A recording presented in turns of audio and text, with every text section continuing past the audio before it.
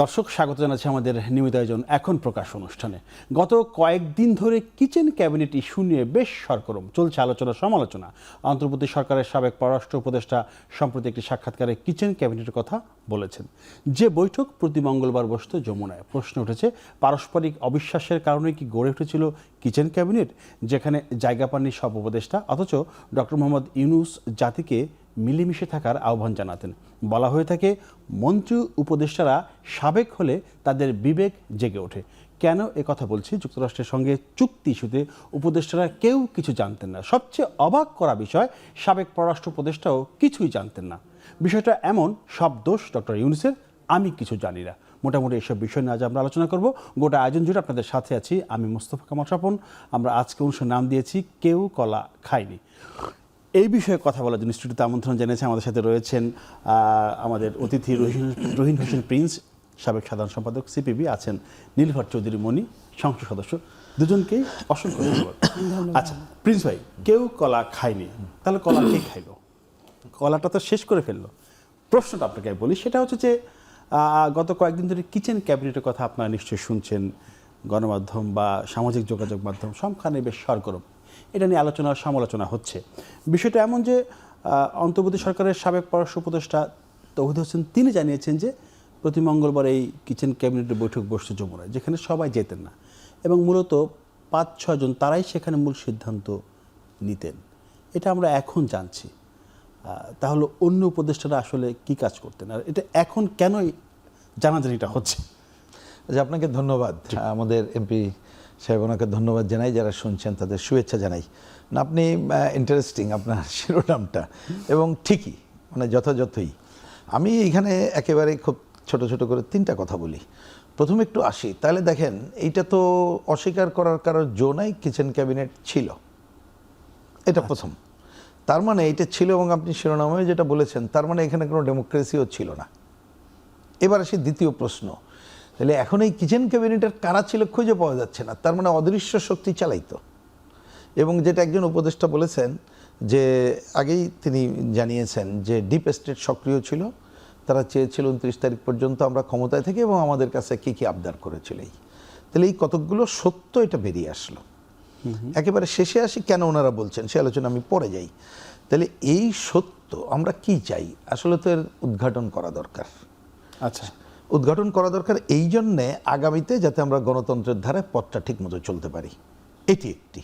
আর মূল কাজ হচ্ছে, কেউ যদি না জানেন এবং সবাই বলছেন ক্ষতিকর যে চুক্তি, তাহলে সেইটা এই চুক্তি বাতিলের জন্য আগানো হচ্ছে না কেন, এই ধরনের কতগুলো প্রশ্ন চোখের সামনে চলে আসে। আমি আশা করব তার সমাধানের জায়গাটা। শেষ কথা বলেই মূল মাঝের কথাটা বলি, যে বললেন বিবেক জাগ্রত হওয়ার কথা। আসলে বিবেক নানা কারণে নানা সময় জাগ্রত হয়। জেনুইন কারোর একটা অপরাধ বোধ থেকে জাগ্রত হতে পারে। এটা কি সাবেক হওয়ার পরে বিবেক জাগ্রত হয়? আগে কেন হয় না? আরেকটা আসছি যে সেটা একটা হতে পারে যে বিবেক বোধ থেকে। আরেকটা হয় যে যখন ছিলাম, আমাকে যদি বলেন, উনি কিন্তু দায় কেউ এড়াইতে পারেন না, দায় কারোর কম বেশি থাকতে পারে, এড়ানোর কোনো সুযোগ নাই। এবং যদি দায় এড়ানোর কাজটাও, তাহলে তখনই তো রিজাইন করার কথা ছিল। যেই হোক, আমি কোনো ব্যক্তির আগে বলছি না। তাহলে ওইটা না করা মানে তাহলে আপনার বিবেক জাগ্রত হয় নাই। সুতরাং এটা বলে কাউকে কনভিন্স করতে পারবেন না। কিন্তু পরে যেটা হয়, বোধহয় সিচুয়েশন বুঝে মনে করে যে না, মানুষ এটা পছন্দ করছে না, এখন আমি আমার দায় এড়াই। আমি জেনারেল ফর্মে বললাম, এইটাই সাধারণত ঘটে। এখন পার্থক্য নানা জায়গায়, দায় এড়ানোর চেষ্টা। এবার আসি, অনেক ক্ষেত্রে তাই হয়, প্রধানত হয়, আবার বলছি ইনোসেন্ট আছে। এবার আসি আমার গুরুত্বপূর্ণ এবং মূল কথা, যেটা এই যে চুক্তি তারা স্বাক্ষর করলো 3 দিন আগে, এটা তো আজকে সবাই বলছে যে এটা ঠিক হয়নি, আইনি না, বেআইনি এবং ক্ষতিকর চুক্তি। কিন্তু আমাদের পররাষ্ট্রমন্ত্রী এবং অন্যরা যে কথা বলেছে, এবং নানাভাবে এটা কিন্তু এখন এক ধরনের আমরা এটাকে বিশ্বাসী করা শুরু করেছি। বাস্তবতেই অ্যাকচুয়ালি 2025 সালের কোনো একটা সময় থেকেই আলাপ আলোচনাগুলো হয়েছে। আচ্ছা, 1, 2 আমি নিশ্চিত করে বলতে পারছি না, কারণ সবই তো শোনা কথা, আর আমরা তো সরকারে নাই যে নিশ্চিত করতে পারবো। যেইটা এখন শোনা যাচ্ছে যে 25 সালের সম্ভবত মার্চ বা এপ্রিলে কোনো একটা সময় যমুনাতে বেশ কিছু মানে সচিবের দায়িত্বপ্রাপ্ত যারা, তাদেরকে ডেকে নিয়ে যাওয়া হয়েছিল, এবং সেখানে একেবারে সিলগালাবদ্ধ খামে এই বাণিজ্য চুক্তির কি কি বিষয় আছে, কোন কোন ডিপার্টমেন্টের কি আপনার কর্তব্য করণে, এটা ধরিয়ে দেওয়া হয়েছিল। সুতরাং এই জিনিসটা হুট করে আসে নাই। সুতরাং ওইটা যদি ঠিক হয়ে থাকে তাহলে কেউ কখনো দায় এড়াতে পারেন না। যেমন আমি যেটা শুনেছি, আমি একটু পরে আসছি এই ব্যাপারেও আর একটা কথা, যে যেমন ধরে নেন আপনি একটা হয়তো সচিব কোনো একটা জায়গায় আপনাকে দিল, আপনি যেহেতু আপনাকে বলেছে সিলগালা কেউ বলতে পারবে না, আপনি চিন্তা করলেন যে আপনার সচিবালয়ের যতটুক কাজ এইখানে কি কি আছে আপনি ওইটুকু দু একজনকে বলেছেন, করিয়েছেন। এবার আমি আসি, এই যে আমি যে কথাটুকু বললাম বা যে তথ্য আমরা পাচ্ছি এইটার সত্যতা আছে কিনা আমি জানি না, যার জন্য আমরা দাবি করেছি যে অন্তর্বর্তীকালীন সময়ে সরকারের সমস্ত কাজের শ্বেতপত্র প্রকাশ করা হোক, তাহলে কিন্তু আপনি জেনে যাবেন। তাহলে এই যে ক্লিয়ার, একটু আগে আমি তো বললাম যে এটা আমাকে জনৈক এক ভদ্রলোক বলেছেন, আমি সত্য মিথ্যা জানি না, কিন্তু এটা বাতাসে এই কথাগুলো আছে যেটা অনেক আগে থেকে এবং সচিবদের ধরে দেওয়া হয়েছে এবং যমুনাতে বসে এইটাই। তাহলে এই ঘটনা যদি অনেক আগে হয়ে থাকে, আপনি এবার ব্যক্তি ভুলে যান, কোনো উপদেষ্টা কি এটা বলতে পারেন তিনি জানেন না? আপনার মনে আছে একজন উপদেষ্টা বলেছেন যে আমি শুধু জানতাম আমার মন্ত্রণালয়ের এই বিষয়টুক মৎস্য আমি এইটার বিরোধিতা করেছিলাম। জি, মনে আছে না? আমি এটা খালি শেষ করি। এইটার সাথে মেলে কোনটা খেয়াল করেন, ওই যে সচিবদের যে কাগজ ধরিয়ে দিয়েছিল তাতে যদি ওই মন্ত্রণালয়ের সচিবকে বলে থাকে যে তোমার জন্য ইহা আসিতেছে, সেখান থেকে হয়তো এটা করেছে ওইটুকু। সুতরাং একটাই পথ, আপনি যদি সত্য উদ্ঘাটন করতে চান তাহলে ওই সময় সকল কাজের শ্বেতপত্র প্রকাশ করতে হবে। আচ্ছা মনির, আপনি কখনো মানে ছোটবেলায় গুল্লা স্যুট বা কানামাছি তো নিশ্চয়ই খেলেছেন?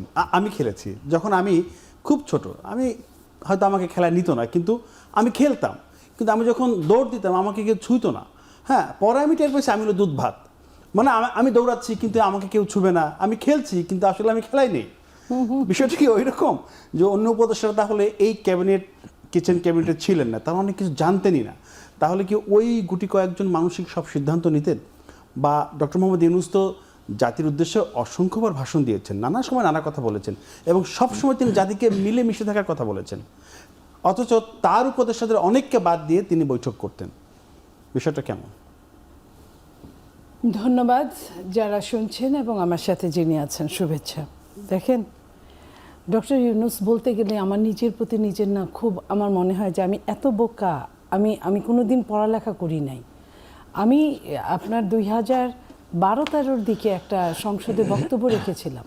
জি, আমি প্রথম 2 লাইন ডক্টর ইউনূসের পক্ষে সামনে তৎকালীন প্রধানমন্ত্রীকে সামনে রেখে চোখে চোখ রেখে কথা বলেছিলাম তার পক্ষে, এই দেশের সম্মানের জন্য। আজকে যখন তাকে নিয়ে কথা বলি এবং আমার হিসেব মিলে না, তখন আমি অবাক হয়ে যাই। আপনার মতো আমার বলতে হয় কেউ কলা খায়নি, তার মানে কলাটা তাদের খাইলো কে? কেউ তো একজন খেয়েছে। এখন কলাটা যে খাইলো কে? এক নাম্বার হচ্ছে হুকুমের আসামি যদি আসামি হয়, প্রধানমন্ত্রী মানে ফ্যাসিস্ট, তাকে হুকুমের আসামি করে কিন্তু ইতিমধ্যে ফাঁসির রায় হয়ে গেছে।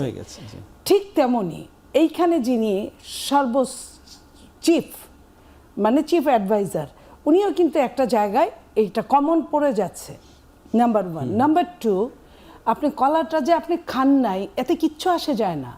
আপনি এখানে অ্যাঙ্কার, আমি যদি আপনাকে বলি সেই বৌসি খেলার মতো, আপনি এখানে অ্যাঙ্কার, আপনি কি বললেন না, কতটুকু বললেন না, এখানে যদি কিছু হয় সেটার দায়িত্ব কিন্তু আপনাকে নিতে হবে। পুরোটাই একদম আপনার নিতে হবে। ঠিক একই জায়গায় পররাষ্ট্র উপদেষ্টা, উনি কি কোনোভাবে এই দায় থেকে মুক্ত পেতে পারে? আমি বলছি স্টেপ বাই স্টেপ। পররাষ্ট্র উপদেষ্টা যদি সিগনেচার না করে তাহলে তো চিফ অ্যাডভাইজারের সিগনেচারের প্রশ্ন আসে না। চিফ অ্যাডভাইজার যদি সিগনেচার না করে বা পররাষ্ট্র উপদেষ্টা না করে তাহলে তো জিনিসটাই লিগ্যাল হয় না। তার মানে কি ওই চুক্তিটা কি লিগ্যাল? যদি আপনি এই যুক্তি দেন তাহলে তো লিগ্যাল না। আমি আপনার যুক্তির সঙ্গে কথা বলছি। আপনি অ্যাঙ্কার, প্রশ্ন করছেন, প্রশ্নকর্তা আপনি প্রশ্ন না করলে আমি কেন উত্তর দিব? ঠিক আছে, তাহলে আপনি পররাষ্ট্র উপদেষ্টা এটা কিসের জুজুবুরির ভয় উনি দেখছেন বা আমাদের দেখাচ্ছেন? এটার ভেতরে কি আছে? এটা তো তাহলে কোনো চুক্তিই না, কারণ প্রথম এবং শেষ পর্যন্ত কাজ হলো পররাষ্ট্র উপদেষ্টার। উনি যতই কিচেন ক্যাবিনেট বলুক এটা কোনো হালে পানি পাবে না। অন্তর্বর্তী সরকার কি এমন একটি চুক্তি করতে পারে? তিনি তো নির্বাচিত সরকার নয়। এই কথাটা কিন্তু আপনাদের টকশোতে বহুবার আমরা বলেছি। যখন উনি বলেছিলেন ঈদের আগে, ঠিক আগের দিন যখন জাতির উদ্দেশ্যে ভাষণ দেন, ঈদের শুভেচ্ছা জানাতে না জানাতেই পরের লাইনই উনি বলেছিলেন যে জাতিকে বুঝাতে হবে পোর্ট কিভাবে দিলে কতটা লাভ হবে। এই যে জাতিকে উনি বুঝানোর কে, উনি কে জাতিকে বোঝানোর? কোনো নির্বাচিত সরকার ছাড়া, যে কারণে বিএনপি নির্বাচিত সরকারের আগে কোনো কথাই বলে নাই।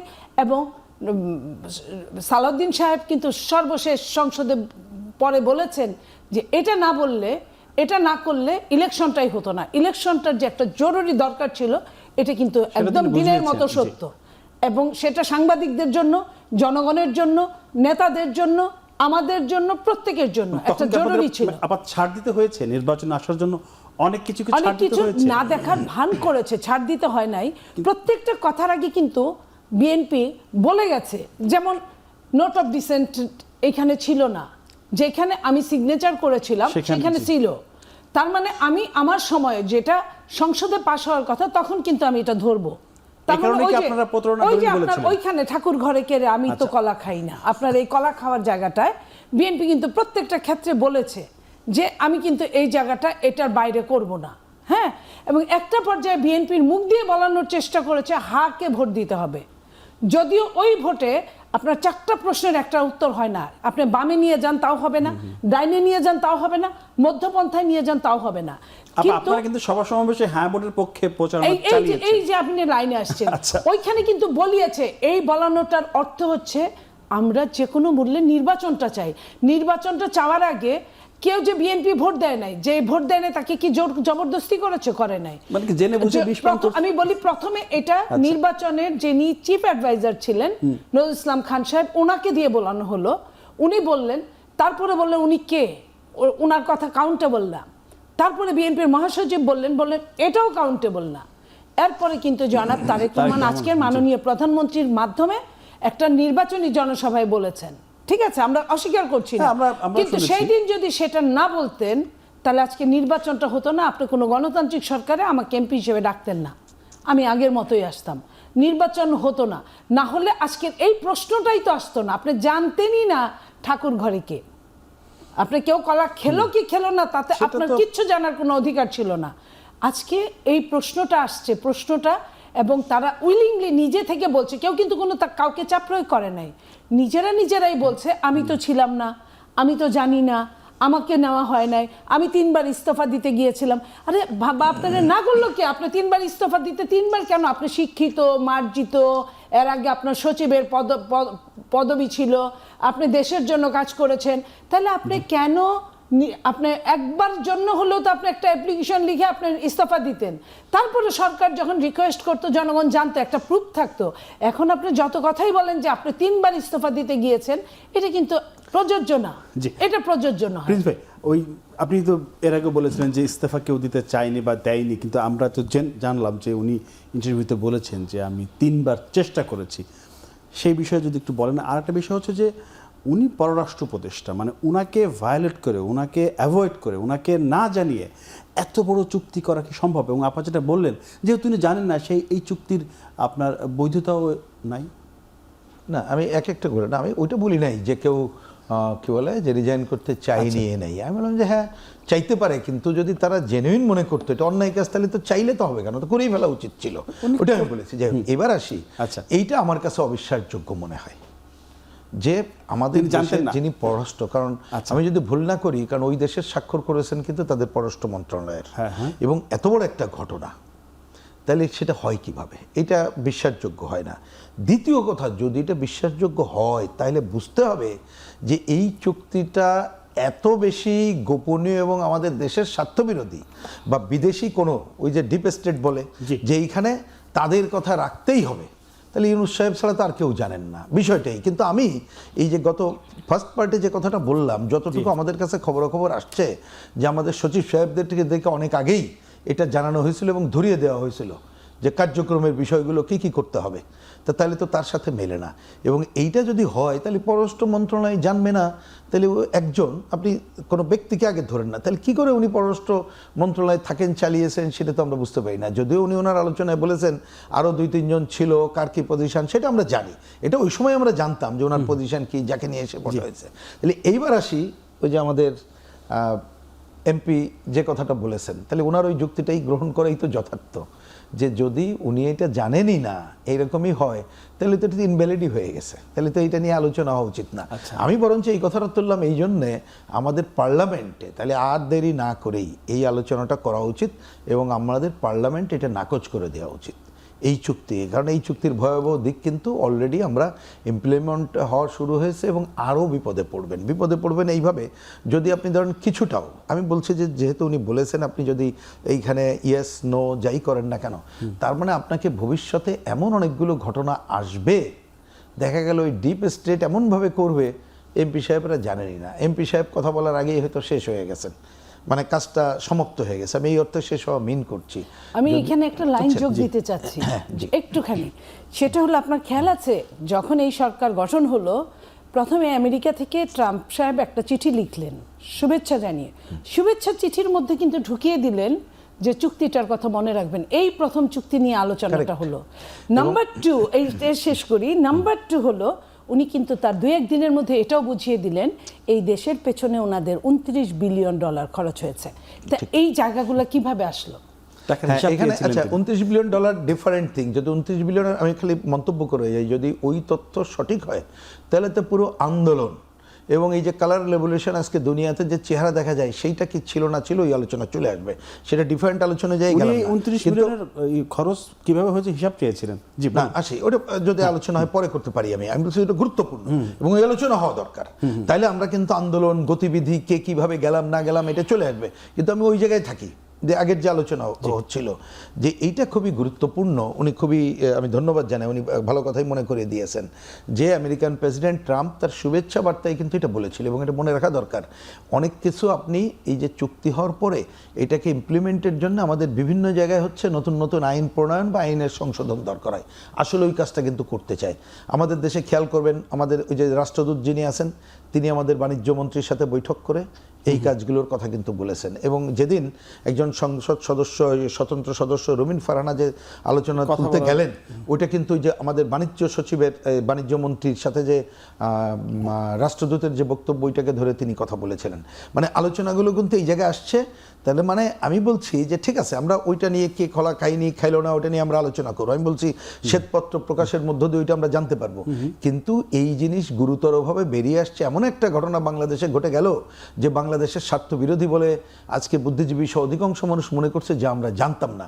সুতরাং আমাদেরকে ওইটা খোঁজার কাজ যেমন করতে হবে, একই সাথে এই ধরনের চুক্তি কিভাবে বাতিল করার মধ্য দিয়ে, আমি কিভাবে খুব সচেতনভাবে কথাটা বলছি, কারণ একটা চুক্তি হলে বাতিলের তো একটা প্রক্রিয়া থাকে। যদি এটা আছে যে 60 দিনের নোটিশ দিয়ে, 60 দিনের নোটিশ দিয়ে আপনি অনেক কার্যক্রম করতে পারবেন, এটা খুঁজে বের করতে হবে আরো। এবং এখনো বলে যে এই চুক্তির অনেক কিছু নাকি এখনো প্রকাশিত না। আপনার মনে আছে, সরি এই কথাটা আবার মনে পড়ে গেল বলে বলি, ওই যে আমি সচিবদের কথা বললাম, তাহলে এইটা যে আলোচনা হুট করে আসে নাই, ওই পররাষ্ট্রমন্ত্রীর কথার সাথে যে মেলে না কেন, এবার একটা মেমোরি মনে পড়ে গেল হঠাৎ করেই। মনে আছে যে প্রথমে এনআরবির এক ভদ্রলোক এইটাকে কিছু অংশ প্রকাশ করলেন, তার চাকরি চলে গেল। তার মানে ওই সময় ঘটনা ঘটেছিল। এখন মেলে, আমার অঙ্ক মেলে, ওইটা হয়তো এনআরবি রাজস্ব বোর্ডকে ধরিয়ে দিয়েছিল, রাজস্ব বোর্ড তার এক অংশ হয়তো কাউকে দিয়েছিল, তিনি এটা প্রকাশ করে দিয়েছিলেন। তার মানে এতদিন আগে জানার পরেও যদি কেউ বলেন, কেউ উনি না আরো কয়েকজন কিন্তু উপদেষ্টা বলেছেন যে আমরা জানতাম না, কারোর কথাই গ্রহণযোগ্য না।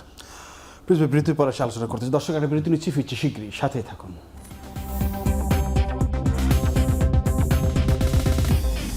দর্শক, বিরতির পরে আবারও আমাদের আলোচনা আমরা ফিল্ম, আমরা কথা বলছিলাম কেউ কলা খায়নি। আমি যেটা চাই মনি আপা আপনার কাছে, নীলুফার চৌধুরী মনি, আপনি একটু বলবেন যে ধরেন আপনারা ক্ষমতায় আসলেন বা এসেছেন, তো নির্বাচনের মাধ্যমে ক্ষমতায় এসেছেন, কিন্তু ক্ষমতায় আসার আগেই অনেক কিছু ঘটে গেছে।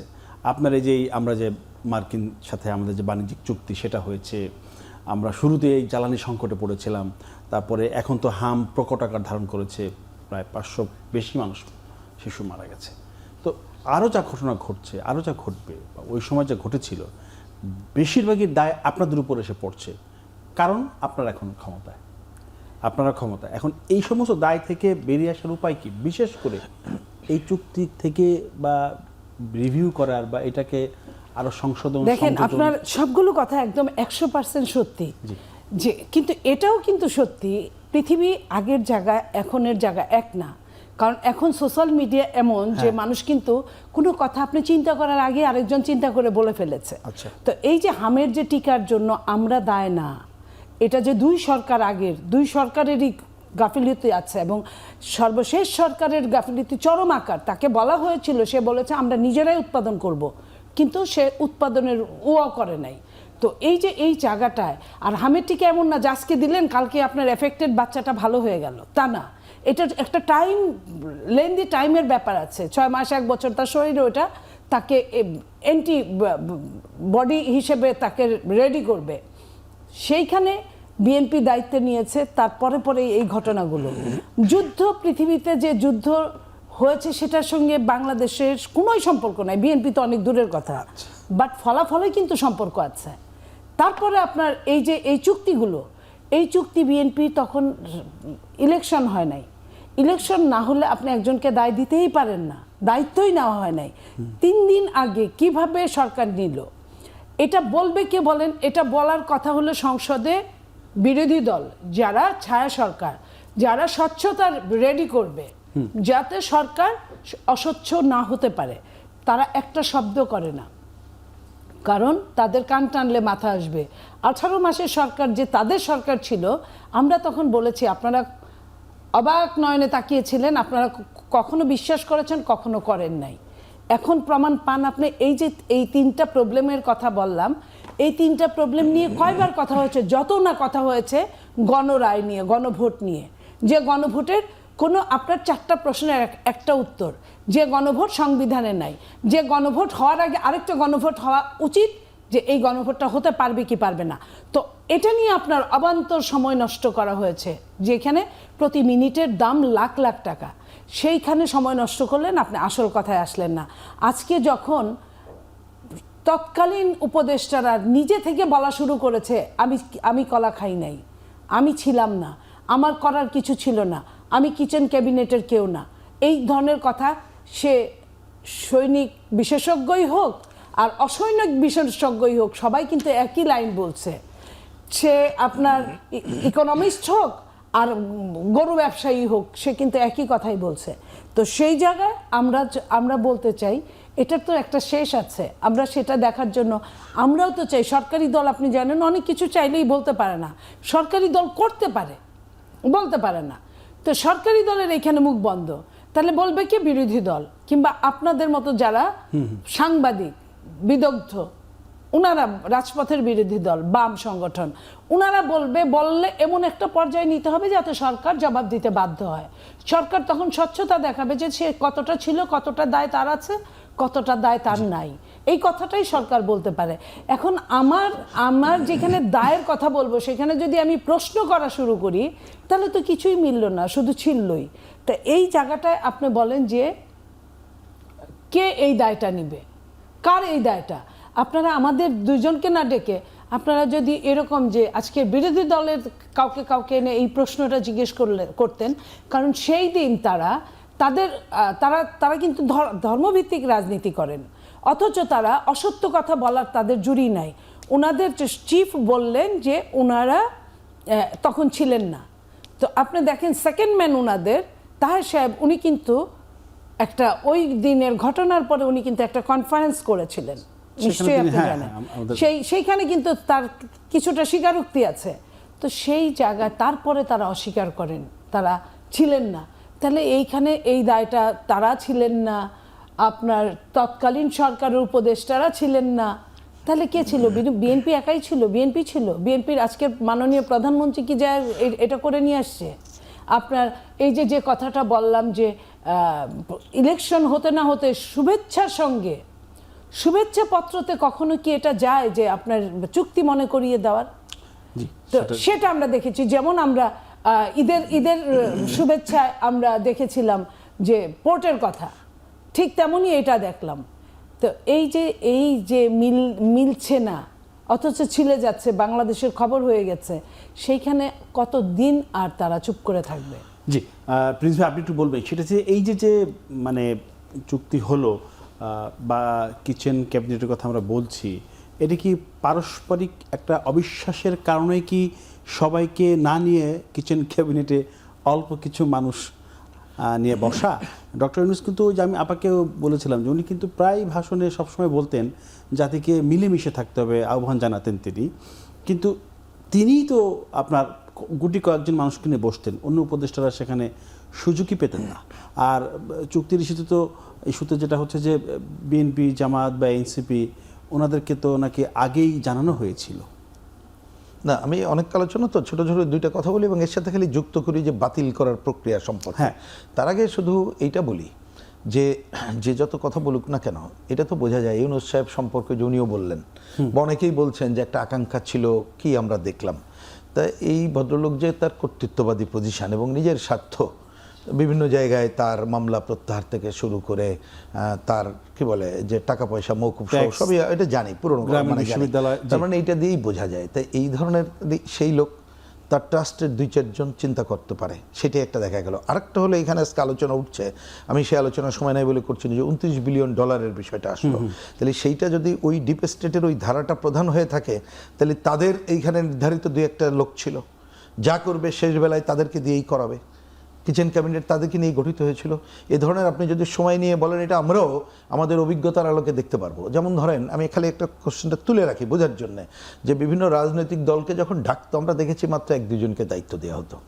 আমরা দেখেছি যে তারা তাদের অনেক সময় পছন্দ মতো, মানে ধরেন আমাদের দলকে ডাকছে কিন্তু সে প্রথমে অনেক সময় বলার চেষ্টা করতো একটু যদি অমুক আসে, আজকে আমি বলছি না সময়, কিন্তু পরে এগুলোতে ওপেন করতে পারে। অনেক সময় আমরা রিজেক্ট করছি জন্য এইভাবে দলকে বলতে পারে না। দলকে যদি বলেন তো দলের কে আসবে নাম ঠিক করে দেওয়া হতো। হ্যাঁ, এরকমও করেছে। তাই আমি বলছি যে এই ধরনের তার মানে একটা কর্তৃত্ববাদী পজিশনগুলো নানাভাবে করেছে, সেইটা ওই যে ওনাদের ওই কথা মিলে ডিপ স্টেটের খেলার অংশ, যার জন্য বলছি পুরো শ্বেতপত্র প্রকাশ করলে জিনিসটা আসবে। এখন এর আপনি অন্য কথা বলতে পারেন, কথা একটাই, কারণ অ্যাকচুয়ালি তখন আমরা যারা গণতন্ত্রের ধারায় যেতে চাই, এবং আমি এই শব্দটা বারবার বলতাম, ন্যূনতম গণতন্ত্রের ধারা আসতে চাই বলে আমরা অন্যটা একটু কম দেখে হয়তো ওই ধারায় গিয়েছি। এটাই হচ্ছে প্রধান বিষয় আমি মনে করি, যে এই জায়গাগুলোর ঘটনাগুলো এইটাই ঘটেছে, যেটা অ্যাকচুয়ালি এক ধরনের অগণতান্ত্রিক প্রক্রিয়া। এবং এটা বোঝা যাবে যে ওই কয়েকটা লোকই তারাই ছিল প্রধান, এবং অনেক ঘটনা আছে।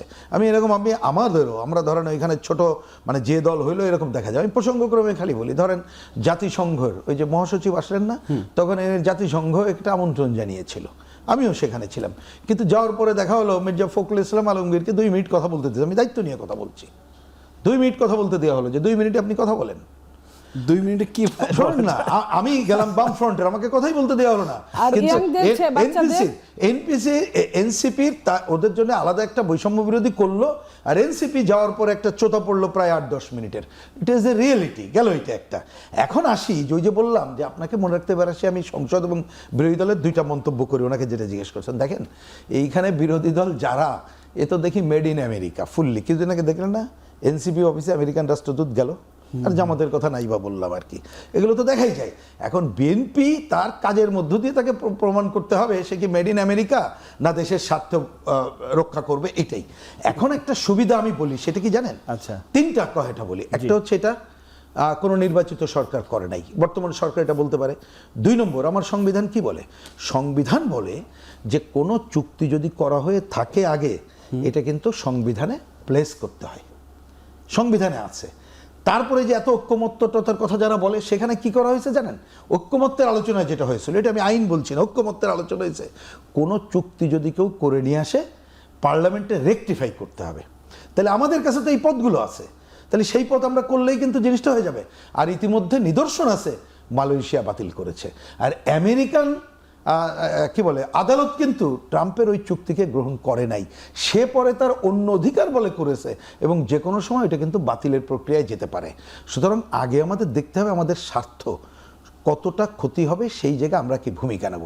আর শেষ জায়গা যেটা, এই ব্যাপারে যদি ব্যাপক জনমত, উনি যেটা বলেছেন যে আমি হয়তো ওনার কথা যদি বুঝে থাকি, সরকার আগে বেশি করতে চান না, বিরোধী দল করুক, আমরা করি, প্রেশার করলে তখন দেখবেন, সেটা ওনাদের ইচ্ছা। কিন্তু আমি মনে করি এইবার ধরেন আমাদের সংবিধানের 70 অনুচ্ছেদ নিয়ে আলোচনা হয়েছে, আমাদের অনেক আগে থেকে কথা, যে পার্লামেন্ট মেম্বাররা খোলা মনে কথা বলতে পারেন, সেই জায়গাগুলো আছে। সুতরাং পার্লামেন্টে দ্রুত, আমি তো মনে করি যে এই বিষয়টা নিয়ে দ্রুত একটা অধিবেশন ডাকা উচিত, কারণ যেহেতু দেশের স্বার্থ সংশ্লিষ্ট। এবং আমি এটাও মনে করি বাজেট অধিবেশনে কিন্তু এর একটা প্রভাব আছে। সুতরাং বাজেট অধিবেশনের শুরুতে বা আগেই এর জন্য একটা স্পেশাল সভা করা দরকার। জি। সেইখানে উন্মুক্ত আলোচনার মধ্যে যেটা হবে, তাহলে কিন্তু আমেরিকা এবং অন্য জায়গাকে আমরা বলতে পারবো এই যে আমার আমরা তো পার্লামেন্ট চুক্তি নিয়ে- এবং জনগণ এটা মনে করে, সুতরাং আমি এখানে থাকতে পারবো না। চুক্তি নিয়ে তো আমরা কম বেশি সবাই জানি, রাজনৈতিক দলগুলোও জানে, কিন্তু সবাই কেন জানি একদম সাইলেন্ট, মানে চুপ, একদম কোনো কথা বলতে না সাইলেন্ট, আমি যদি বলেন বামপন্থীরা কিন্তু সাইলেন্ট বলছেন। কিন্তু আপনি যাদেরকে সাইলেন্ট দেখছেন, আচ্ছা। আমাকে যদি বলেন, সেটা আমাকে যেমন আরেকটা বলি, গতকাল BNP জামাত তো বড় ভূমিকা জামাত পালন তো করছে। শুধু না, আমি তার সাথে আরেকটা দলের নাম যোগ করি। কালকে যেমন একটা পত্রিকা আমাকে জিজ্ঞেস করছে, আচ্ছা এর আগে তো শেখ হাসিনা যখন ছিলেন তিনি তো আমেরিকার বিরুদ্ধে বলছিলেন, এখন এই চুক্তি তো বলেন না কেন? তা আমি একটা জেনারেল উত্তর দিয়েছিলাম, আপনার কাছে সেটা দিই। আমি বলছি দেখেন, ক্ষমতাটা এমন, ক্ষমতায় এখন থাকা বা আগামীতে যাওয়া, তারা মনে করছে ওইটা এমন একটা শক্তি, তাদেরকে বেশি চটানো যাবে না। আমার ধারণা এইটার কারণে কেউ ক্ষমতায় থাকার জন্যে, ক্ষমতায় যাওয়ার জন্যে দেশের স্বার্থ বিসর্জন দিয়েও তারা কথা বলতে চান না। প্রেসিডেন্ট বিরতির পরে আবার কথা বলতে চাই। দর্শক, আরেকটা বিরতি নিচ্ছি, ফিরছি শীঘ্রই, সাথে থাকুন।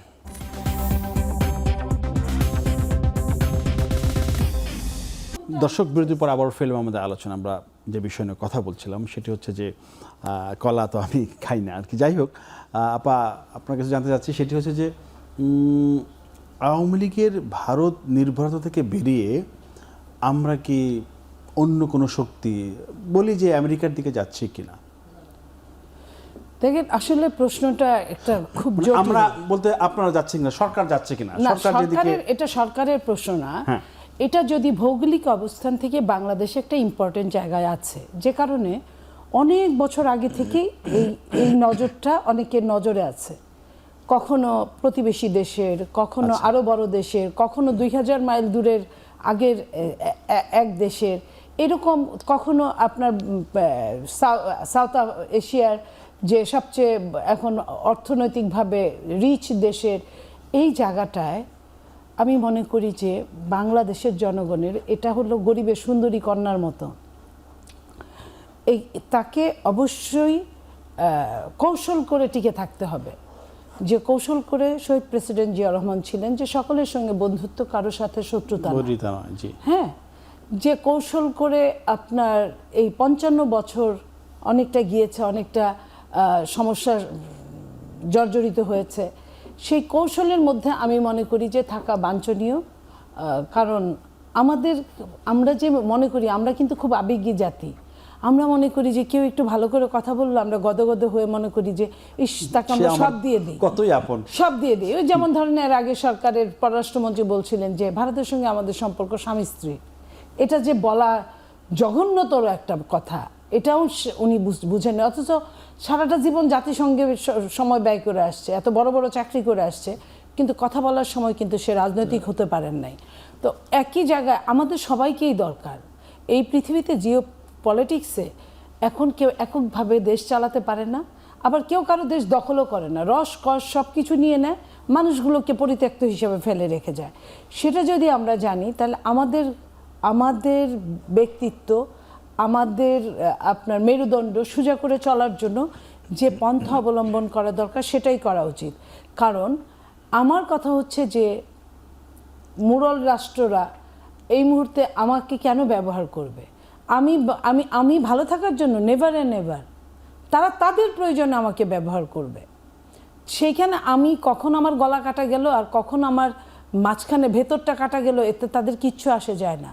তা আমি যদি এটা বুঝি, আমিও তো টিকে থাকার চেষ্টা করব। তো টিকে থাকার চেষ্টা করার জন্য আমি মনে করি যে প্রত্যেকটা ব্যাপারে স্টাডি করে এবং নিজেদের, এই যে আমাদের মধ্যে শতভাগে বিভক্ত করে দিয়েছে, এক দল আরেক দলের মৃত্যু কামনা করে, আপনি বুঝতে পারেন, হাহারিয়ে দেয়। একজন মানুষ মারা গিয়েছে, মৃত্যু মানে কি? সমস্ত কিছু থেকে সে পৃথিবীর ছাড়া শেষ। তাকে হাহারিয়ে দেওয়া বা আলহামদুলিল্লাহ ওপেন বলা, এটা যে কত জঘন্যতর কালচারে আমরা চলে যাচ্ছি বা গিয়েছি, এটা বলার মতো না। এই জায়গাগুলো থেকে যদি আমরা বের হতে না পারি, তাহলে আমাদের যে কেউ যে কোনো সময় আমাদের ঘাড় মটকে খাবে। এই ঘাড় মটকে যাতে না খেতে পারে, সেই জন্য আমাদের অবশ্যই এক হয়ে চলতে হবে। তার একটা প্রমাণ আমি আপনাকে বলি, বিরোধী দল অথবা বিরোধী দলের সমগোত্রীয়রা এমন কিছু কথা বলে যে চালে ডালে সিদ্ধ হয় না এমন কথা বলে, এবং যে কোনো দিন আমাদেরকে ফেলে দেওয়ার জন্য তারা যেকোনো সরকার বলে সময়ের দিতে পারে, ব্যাপার, এরকম, হ্যাঁ, কথার দেখি ব্যাপার, আমরা। এরকম কথা বলে। তো আমি তাদেরকে একটা কথাই বলি যে আমরা তো আওয়ামী লীগের সঙ্গে 15.5 বছর যুদ্ধ করে, 11 সরকারের সঙ্গে 2 বছর যুদ্ধ করে মাথা উঁচু করে টিকে ছিলাম বলে এত সমস্যার পরেও, এত কিছু আমাদের কালিমা লিপ্ত করার চেষ্টা করার পরেও আমাদের কিন্তু বেঁধে রাখতে পারে না। আমরা কিন্তু 2/3 মেজরিটির বেশি নিয়ে আমরা এসেছি। কিন্তু আমরা আবারও যদি কেউ কিছু হয়, আমরা কিন্তু আল্লাহ রহমতে টিকে থাকব। কিন্তু আপনারা যারা আছেন, আপনাদের কি অবস্থা হবে? আমরা তো এর আগেও এই সরকারে, বাংলাদেশের সরকারে তারাও ছিলাম, টিকে থাকবে আপা। তারাও টিকে থাকবে, কিন্তু আমাদের চেয়ে তাদের অবস্থা অত্যন্ত দুরবস্থা হবে, এটাই স্বাভাবিক। বড় প্রাণী তাও কোনো মতে টিকে থাকে, ছোট প্রাণীগুলোর কি অবস্থা হয়? আমি ডিসকভারি চ্যানেলের কথাই বললাম। তো কি অবস্থাটা হয়? তো এতে কোনো কারো ভালো কিছু হচ্ছে না। তার চেয়ে বরং সবাই মিলে যদি আমরা একতাবদ্ধ থাকি, আমাদের যদি বিদেশিরা কিনতে না পারে, আমাদের কিনতেও হয় না, আমরা নিজের খায়া রিক্সা ভাড়া দিয়ে আমরা কূটনৈতিক পাড়ায় গিয়ে নিজের তথ্যগুলো দিয়ে আসি। এই মিলেমিশে থাকার কথা বারবার বলতেন ডক্টর মোহাম্মদ ইউনূস। আমি কিন্তু সেই মিলেমিশে থাকার কথা বলছি না, আপনি কিন্তু আমারে এতক্ষণে যা বললেন এটা কিন্তু খুবই খারাপ একটা কথা বলেছেন। প্রিন্স ভাই, আপনি একটু বলেন যে আপা যে জিও পলিটিক্যালের কথা বললেন, হ্যাঁ, তো বাংলাদেশের অভ্যন্তরীণ রাজনীতির পাশাপাশি আপনার ভূ রাজনীতি কি এখন বেশি জটিল হয়ে গেল কিনা, বা ওইটা এখন বেশি গুরুত্বপূর্ণ কিনা আমাদের কাছে? একটা হচ্ছে বা আমরা ওইদিকে এখন কেন না বলছি, ভূ রাজনীতি তো আগে ছিল, কিন্তু যে কোনো সময়ের তুলনায় এখন সেটা বেশি ফোকাস শুধু না, মানে তারা আমাদের মতো দেশের উপরে ডমিনেশন বেশি করতে চায় বঙ্গোপসাগরকে ঘিরে। এটা আপনারা জানা আছে যে এই অঞ্চলে তারা চীন এবং অন্যদের অধিকার খর্ব করার জন্য আমেরিকা ডিসপ্যারেট, এটা মনে রাখতে হবে। এবং তার আরেকটা আছে, ইকোনমিক্যাল দিকটা হচ্ছে যে দেখেছেন যে ডলারের আধিপত্য খর্ব করার জন্য যে ব্রিক্স এবং অন্য যেটার উদ্ভব হচ্ছে, আমেরিকা বোঝে এটাকে যদি ঠেকাতে না পারি, তার এমনি তো ঋণগ্রস্ত দেশ কিন্তু আমেরিকা, তার যুদ্ধ করেই টিকে থাকতে হয়, যুদ্ধাস্ত্র তৈরি করেই কিন্তু তাকে টিকে থাকতে হয়, তাহলে সেই জায়গায় বিপদে পড়বে। এই জন্যে আগের যে কোনো সময়ের তুলনায় ভূ রাজনৈতিকভাবে সে একটা বিশেষ ভূমিকা নিতে আমাদের এই অঞ্চলে তার কি বলবো যে ক্ষমতা মানে একক আধিপত্য বিস্তার করতে চায়। এর জন্যে আপনি দেখবেন যে আলোচনাটা এখন একটু কমে গেছে, কিন্তু এই যে খলিল সাহেব আসার পরে তিনি একটু উৎসাহী ছিলেন, করিডোর দেওয়া মনে আছে, এবং বাংলাদেশকে প্রক্সি ওয়ারে ফেলে দেওয়া, বার্মা এবং এইখানে অন্য রাষ্ট্র গঠন, মিয়ানমার, অলরেডি সেই প্রক্রিয়া কিন্তু এখনও আছে। এবং আপনি একটা প্রশ্ন ওনাকে করলেন না, আমি তার উত্তরে ওইটা বলার মধ্য দিয়ে এটা বলি যে বাংলাদেশ কি অন্য আগে একটা দেশের অনেকে মনে করতো যে এখন এটা পড়ে গেলাম কিনা, আমি তো বলি ইউনূস সাহেব আমাদেরকে আমেরিকান কোলে ফেলে দিয়ে শুধু যায়নি, এমন চুক্তি করে দিয়ে গেছে আমরা আরও বিপদের দিকে চলে গেছি এই ভূ রাজনৈতিক কারণে। সে আজকে দেখেন কি করতেছে, আজকে বাণিজ্য চুক্তি নিয়ে একটা পত্রিকায়, আমাদের দেশে একটা পত্রিকায় ওদের অ্যাম্বাসেডারের লেখা প্রকাশিত হইল, এই চুক্তির সুফল কি, বাংলাদেশে নাকি সুফল। চিন্তা করতে পারি আমরা যে একটা বিদেশি একটা পত্রিকা, আমাদের পত্রিকা এটা ছাপে, এটা কি চিন্তা করতে পারে? উনি এটা 2বার আজকে উচ্চারণ করছে, খুব কারেক্টলি বলেছেন যে একটা শুভেচ্ছা জানানোর জন্য ট্রাম্প কি দিল, ঈদ ওই সময় এসে কি কথাগুলো বলল, তার মানে সে আমাদের উপরে আরও কি করছে। আপনি দেখছেন সাম্প্রতিককালে সামরিক চুক্তির জন্য সে মরিয়া হয়ে গেছে, তার অ্যাম্বাসিডার মরিয়া হয়ে গেছে জ্বালানি কেনার জন্য, মানে আরও যে ওই চুক্তির যে খারাপ দিকগুলো আছে সেইটা করার জন্য সে মরিয়া হয়ে গেছে এবং আরও যাবে যদি আমরা ওইখান থেকে বেরিয়ে না আসতে পারি। সুতরাং আমি এখন এই যে বেরিয়ে আসার পথ জন্যে এইটা খুবই জরুরিভাবে কর্তব্যটা নির্ধারণ করে যাওয়া দরকার, না হলে আপনি কিন্তু এই জায়গা থেকে বেরোতে পারবেন না। আমাদের আরও দিন দিন দুরবস্থার জায়গায় চলে যেতে হবে, বাধ্য হব আর কি, করার কিছু আপনাকে থাকবে না তখন। ওই যে কথার কথা, ধরেন আপনি এই ইকোনমিক একটা সংকটের মধ্য দিয়ে আমরা তো কিভাবে এটা যাওয়ার চেষ্টা করব সেইটাই, এবং মনে রাখা দরকার, দেখেন আমরা অনেক কিছুর পরে টিকে রাখছি কি আমাদের কৃষি একটা বড় ব্যাপার না, কিন্তু আপনি কি দেখছেন এই চুক্তির মধ্যে আপনাকে অনিবার্যভাবে অনেক কৃষি উপকরণ কিন্তু সেইখান থেকে বেশি দামে নিয়ে আসতে হবে। তার মানে যে সংকটগুলো আছে আমরা আমেরিকার বলয় থেকে যদি বের হয়ে না আসতে পারি, এবং আমাদের যে পররাষ্ট্র নীতি যে সবার সাথে আমার নিজের স্বার্থ সংরক্ষণ করে যাব, এবং বিএনপি যে স্লোগান উচ্চারণ করেছে সবার আগে বাংলাদেশ, এটা তো সবারই কথা, সেইটা যদি আমরা না করতে পারি এবং তার জন্যে আমরা যদি যত দেরি করব ততই সংকটে পড়ব। ভাই উত্তর পেয়েছি আমি, সেটা হচ্ছে ধরুন আমরা চীন থেকে তো প্রায় 75% পণ্য আমরা আমদানি করি, আর আমি যদি আমেরিকার সাথে এগুলো করি তো চীন আমার উপর রাগ হবে না, বিরক্ত হবে না? সেটা তো রাগ শুধু না, আপনার কিন্তু ওইখানে বলা আছে তো, আপনি দেখেন বোঝার জন্য বলি যে আপনি বোয়িং কোম্পানির সাথে চুক্তি করলেন, ফ্রান্স অলরেডি কি বলছে মনে আছে না, তা আপনি এটা চীন তো আপনি অনেক কিছু এই চুক্তিতে আছে, আপনি সামরিক অস্ত্র বিভিন্ন জায়গায় আপনি জানেন আমাদের নানা কারণে আমরা ভারত বা চীন অন্য জায়গাতে কিনি, এরপরে তো আপনি কিনতেও পারবেন না, আপনি তার অনুমোদন নিতে হবে। এবং আপনি যদি ওই চুক্তি মেনে চলে আমেরিকার একক আধিপত্য মেনে নেন, তাহলে এখন নতুন নতুন যেমন জাপান, ইউরোপীয় ইউনিয়ন তারাও কিন্তু ওই সুযোগের জন্য আপনার কাছে অলরেডি আসা শুরু করছে, চাইবে তাদেরকে। চীন একটা বড় ফ্যাক্টর, নানা কারণে আমাদের দেশে চীনও বলবে আমাকে আমার পণ্য কেন শুল্ক দেবে, স্বাভাবিক। এবং আমাকে কেন, আপনি এই পাশের দেশে যাদের সাথে আমাদের নিজস্ব অধিকার আদায় করেই তাদের সাথে আমরা সুসম্পর্ক রাখার যে কথা বলছি, চীনের সাথে একই জিনিস, দুনিয়ার সব দেশের সাথে সেটা করব, শাখের করা আমরা যাইতেও কাটবো, আসতেও কাটবো, এইখানে আরো বেশি সংকটে পড়ব। আচ্ছা আপা, একটা বিষয় আমি দেখলাম মানে সামাজিক যোগাযোগ মাধ্যমে এবি পার্টির ফুহাদ সাহেব একটা কথা বলছেন যে প্রধানমন্ত্রীকে ভুয়া বলা যাবে, ভুয়া ভুয়া স্লোগান দেওয়া যাবে, হ্যাঁ, এবং তাকে ভুয়া স্লোগান যারা দিবে তাদেরকে আবার সরকার নিরাপত্তাও দিতে হবে। আর যদি এরকম কোনো কিছু করা না হয়, তাহলে যিনি শিলং থেকে এসেছেন তিনি শিলংয়ে ফিরে যাবেন, আর যিনি লন্ডন থেকে এসেছেন তাকেও লন্ডনে ফিরে যেতে হবে। মানে প্রধানমন্ত্রীকে ভুয়া ভুয়া স্লোগান দেওয়া বৈধ?